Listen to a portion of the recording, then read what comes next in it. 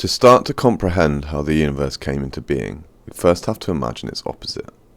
The opposite of everything being nothing. When you imagine nothingness, you likely imagine an infinite black or white void, essentially the empty space that would be remaining if everything else was removed. What this tells us is that space persists to exist even in the absence of everything else. This means that if you have nothing, you at least have plenty of empty space, and that space is therefore one of the primordial elements of creation that was available before the universe came into being, and therefore part of the mechanism of the universe's creation. Another primordial element that exists even if no one is around to perceive it is time, the constant and endless march of time.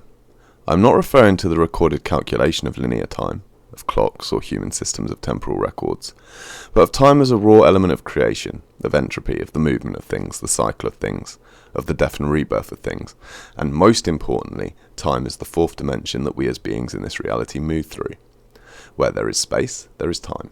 In fact, the time-space continuum, meaning reality as we know it, is so named because of the interwoven nature of time and space.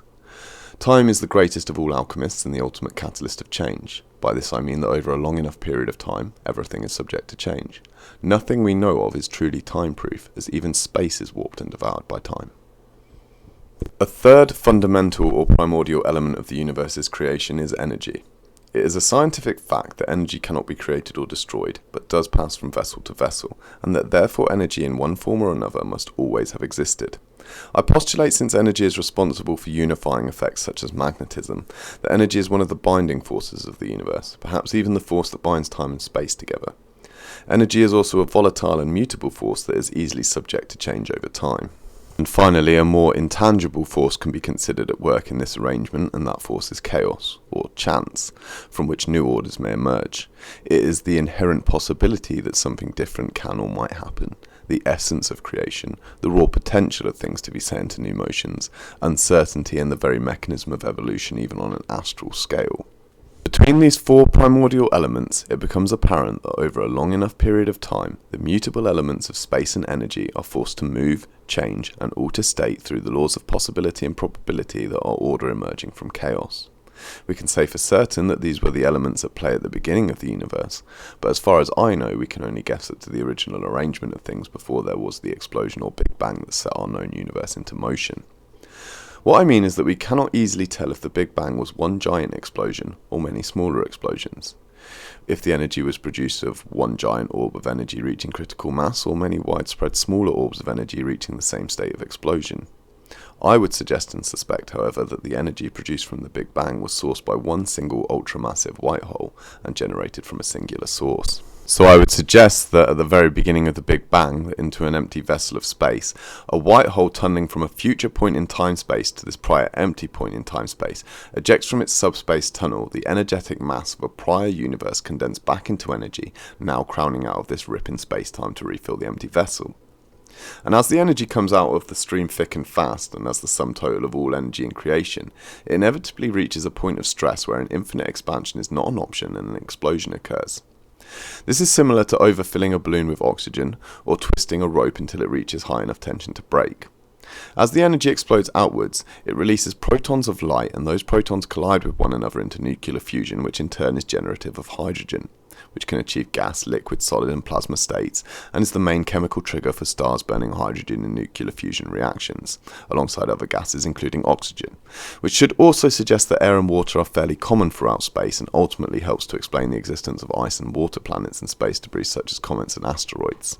So now I have explained how the ultramassive white hole birthing a universe worth of energy in its early formation was taking that energy from a future point in space-time, but I didn't explain how or when it was doing that to begin with, and for that we need to consider the inverse of a white hole, a black hole. A black hole is a subspace tunnel capable of warping gravity and tunneling through time-space. Black holes occur when small dense neutron stars collapse in on their own gravity field and become a hyperdense singularity-wide energy source with a massive amount of energy and condensed mass generating a gravity well, rift, vortex or warping of space-time. which causes these singularity stars to tunnel through the very fabric of space-time and create a massive electromagnetic and gravitational pull which sucks in everything around it, stretching the light that enters it to the effect of dilating time, making time appear slower with the elongation of light passing by in approach to the black hole's centre or event horizon, meaning that effectively a black hole is generative of temporal compression among other interesting time-space effects. As already mentioned, energy cannot be created or destroyed, and so it has to go somewhere. The energy taken in by a black hole has to go somewhere. I postulate that black and white holes are interconnected. One side of the vortex sucks mass and energy in, and the other side spits mass and energy out. This means that you could enter a black hole in one point in time-space and exit through a white hole in another point in time-space. This tunnel or warping of space-time being known in science as a wormhole or Einstein-Rosen bridge. I would further postulate that white holes are stars or suns, and that at their core they have an internal vortex which causes them to spin that is connected to a black hole somewhere in time-space, acting as a feeding siphon for the star. The black hole takes in matter and energy and ejects it into the core of the star.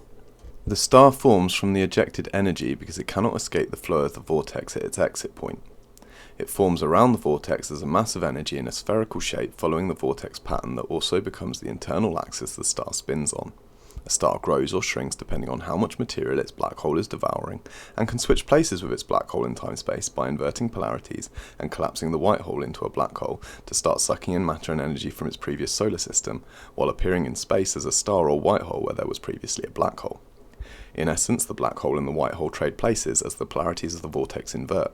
The white hole is sucked into the black hole forming inside it and pushes out as a white hole again where the black hole had previously been. I also exert that gas is capable of passing through a black hole, and that where sufficient gas passes out instead of ignited energy, nebulas are formed which will inevitably ignite into becoming stars. NASA also detected that one nebula in particular pulsed in time like a heartbeat to a black hole's own pulse despite being light years away from one another. I postulate that this is because that nebula and that black hole are connected, and that the black hole will continue to feed the nebula, which will eventually ignite into a star. For example, the black hole might suck in a small star, which would then be ejected as like a lit match to ignite the nebula that had previously formed around the exit point vortex or white hole on the other side of the black hole's subspace tunnel. But we've gotten a little off topic. Where did all of that energy and mass crowning out of the ultra-massive white hole at the dawn of the universe come from? And the answer is entropy, the heat death of the universe. Entropy is an effect whereby over a long enough period of time, the heat and energy of a universe is somehow removed or expended. Energy cannot be created or destroyed, so it must be siphoned out of the universe via black holes. Inevitably, the growth of black holes will supersede the growth of the universe, and the black holes will grow to consume the universe and one another until only an ultramassive black hole that has devoured everything else in creation remains.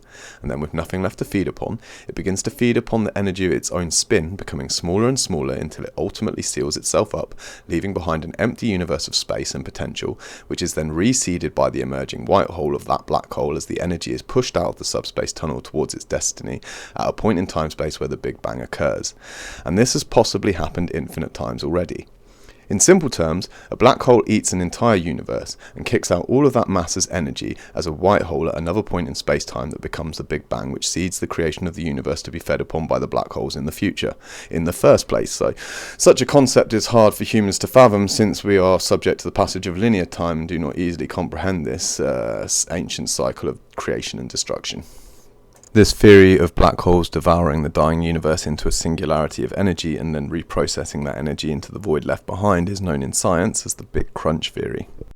While to the ancients, the death and birth of the universe, the infinite nature of time devouring itself and rebirthing itself was the Ouroborus, the snake eating its own tail as a motif of the eternal. Could also arguably be symbolized by the phoenix being reborn from its own ashes. So at this point we can determine the primordial elements in play at the creation of the universe, and theorize as to how in an infinite loop space-time steals from its own future to fill its own past in an endless cycle of self-devouring and rebirth. Actually, this is also known to be a property of quantum physics.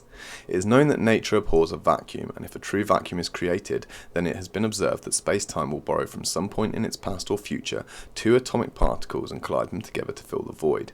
Thus, when the void is left behind by the ultramassive black hole at the end of the universe, it is only natural that all of that matter and energy will be reinserted from space-time to fill the void, because true nothingness is a paradox.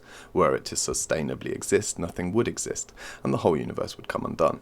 Ergo, true nothingness is non-existent, is a state of non-being that the very existence of our universe stands in testament against. But then what about the so-called void of space? Well, that actually describes how empty space appears to us as beings of this scale compared to the vast scale of space, similar to how at an atomic level humans and practically everything else are full of empty space between atoms. The fact is that scientists know that space cannot be truly empty since nature abhors and fills vacuums. Scientists look to modern theories of dark energy and dark matter to explain this emptiness as being populated by mass or energy that currently has little distinguishable or discernible effect.